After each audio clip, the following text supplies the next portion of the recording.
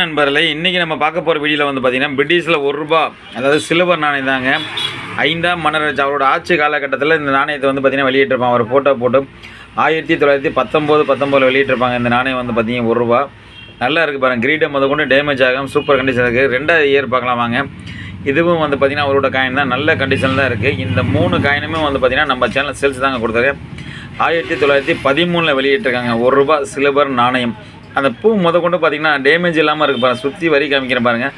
அது முத கொண்டு டேமேஜ் இல்லாமல் தான் இந்த காயின் நல்லா இருக்குது, நல்ல கண்டிஷனில் தாங்க இருக்குது. கிட்டத்தட்ட பார்த்திங்கன்னா 100 வருஷம் கடந்துருச்சுங்க.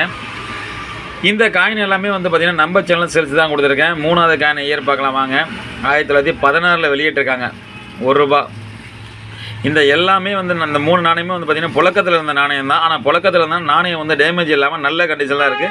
இது காயின் கலெக்ஷன் பண்ணுறதுக்கு ஈஸியாகும். யாருக்காவது தேவைப்பட்டால் நீங்கள் எங்கேருந்து நீங்கள் கால் பண்ணாலும் கண்டிப்பாக நான் கொரியர் பண்ணுவேன்.